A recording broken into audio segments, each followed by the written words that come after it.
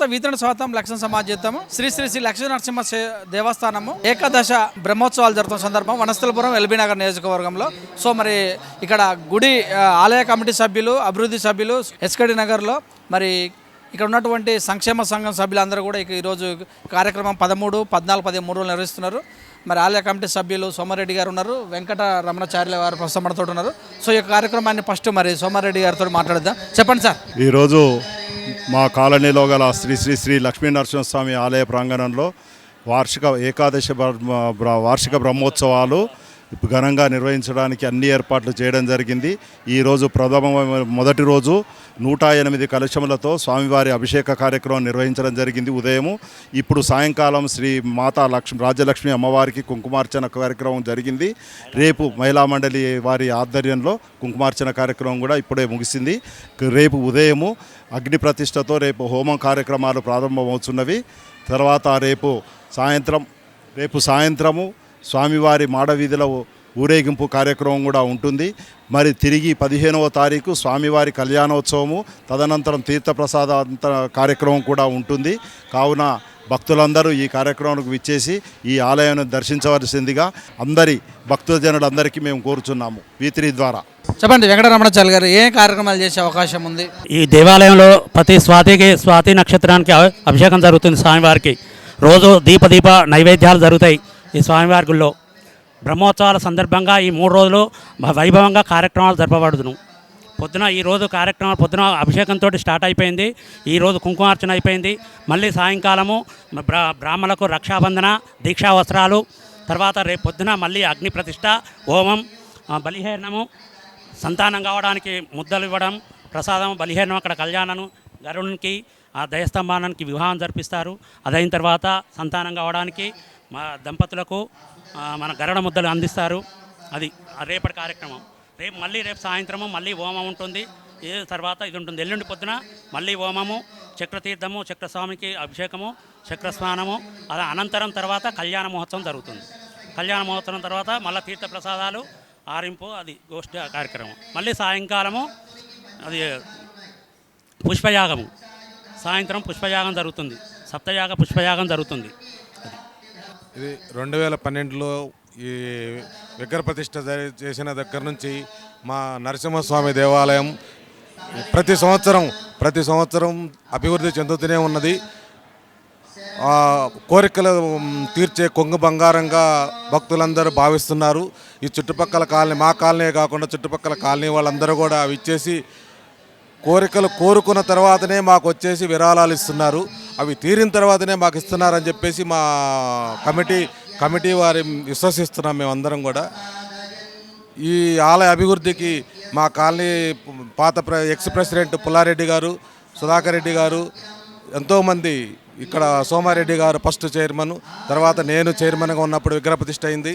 దాని తర్వాత ప్రతి సంవత్సరం డెవలప్ అవుతూనే ఉంది. భక్తులకు కూడా నమ్మకం ఏర్పడింది. మన ఎల్బీ నగర్ కాన్స్టిట్యున్సీలో చైతన్యపురి దగ్గర, తర్వాత మా నరసింహస్వామి టెంపుల్ ఇక్కడే ఉంది. ఈ టెంపుల్ కూడా చిన్న యాదగిరి గుట్టలాగా అభివృద్ధి చెందుతుందని చెప్పేసి మా నమ్మకం కూడా ఉంది. దానికి మీ సహకారాలు కూడా కావాలని చెప్పేసి కోరుకుంటూ శ్రీ శ్రీ శ్రీ శ్రీ లక్ష్మీ నరసింహస్వామి వారి దేవస్థానము ఎస్కేడి నగర్ కాలనీలో వెలిసినారు.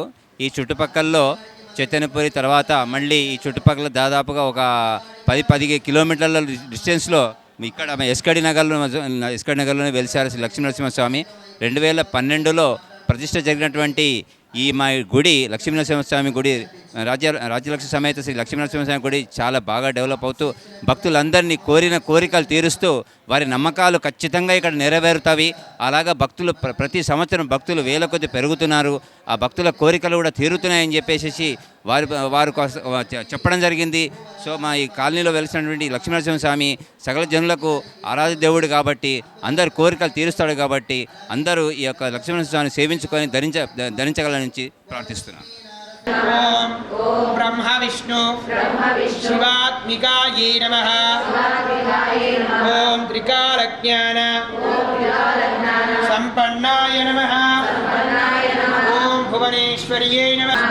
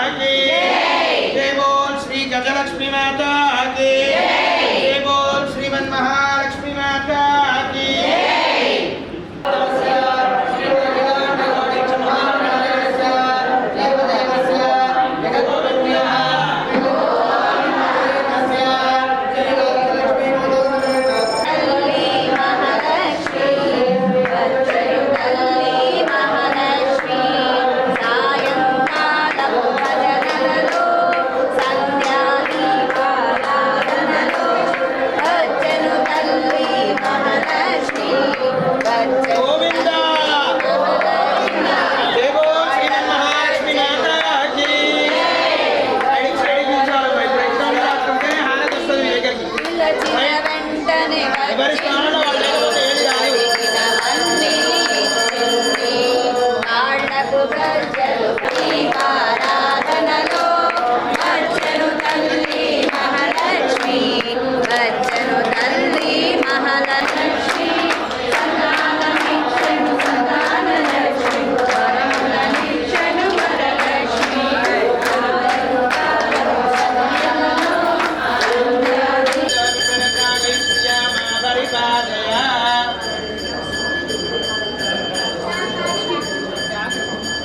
కొట్టకండి.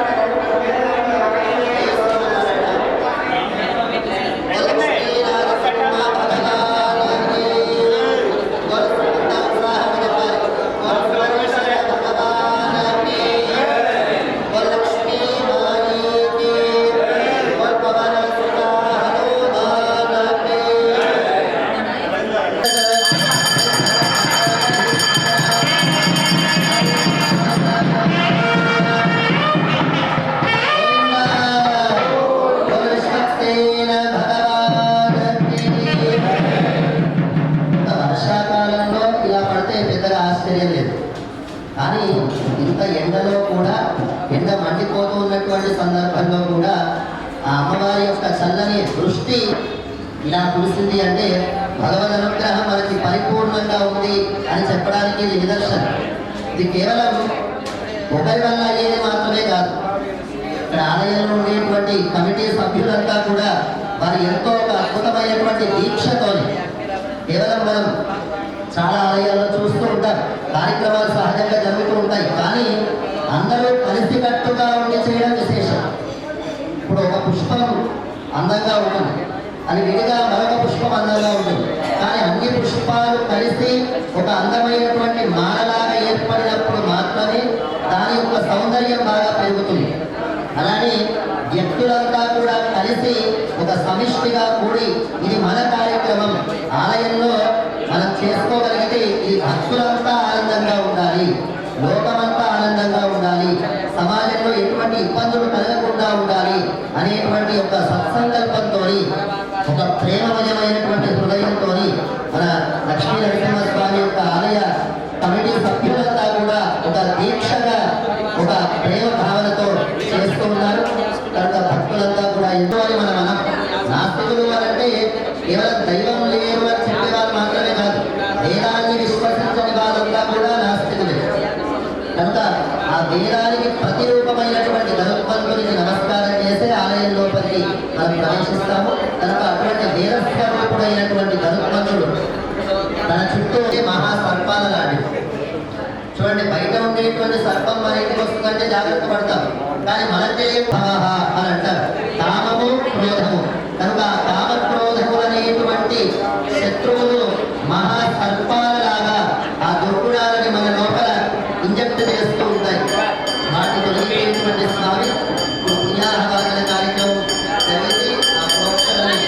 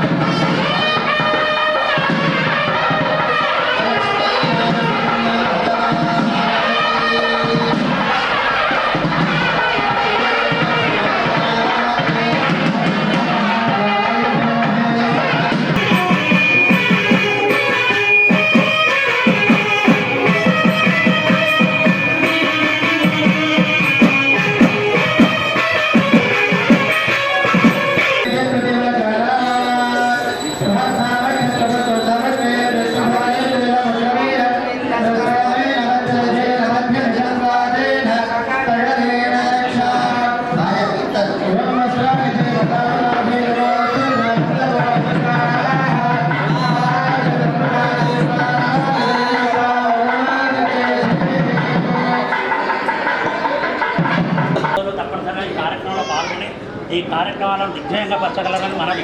ఈ కంకణానికి అదే అర్థం. ఈ 3 రోజులు మనకు గురుడు వచ్చినా, సూత్రం వచ్చినా, ఏదొచ్చినా వర్తించదు. తర్వాత అనంతరం మనకు పుష్పయాగం అయిన తర్వాత మళ్ళీ ఇది బ్రాహ్మణతో ఇప్పించుకున్న తర్వాతనే అప్పుడు మీకు గుర్తు వచ్చినా ఏదొచ్చినా పాటియాలి. అంతవరకు దాకా ఇది రక్షణ అన్నట్టు మాకు, మీకైనా మాకైనా. ఏం చేయాలి ఏం చేయాలి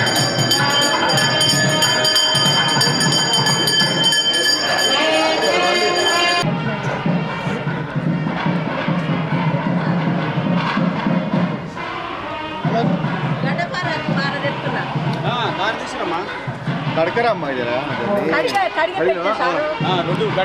జడపార కూడా వచ్చింది కాబట్టి దీని కాకరే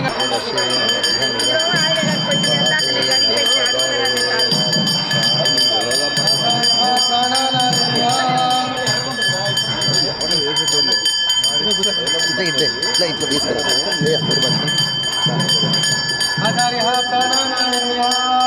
మూడు బోట్లు వేయాలి అక్కడ.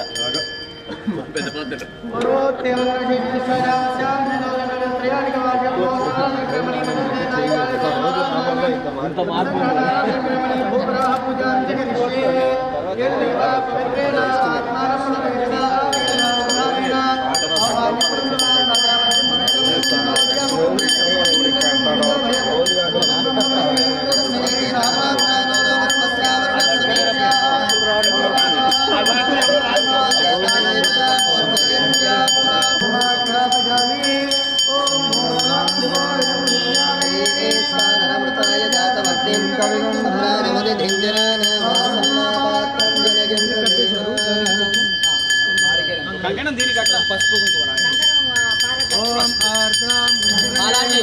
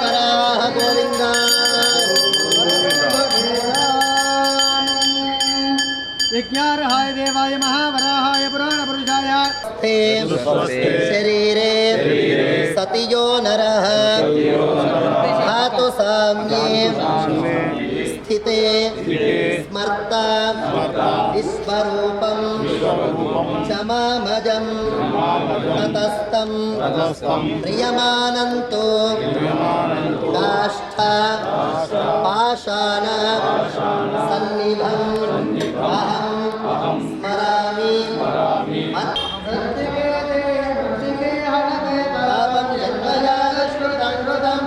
वजाहतेन पापेन जीवामि शरदः सतम् ॐ कथमिदग्स्यादिति सोपश्यत् पुष्करपर्णं तिष्ठत् सोमन्यत अस्ति वै तत् यस्मिन्निधमधिष्ठतीति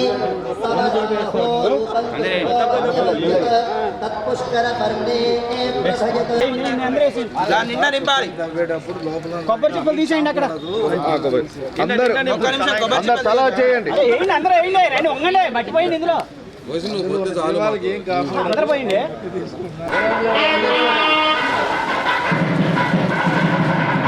ఇంకోటి వెయ్యి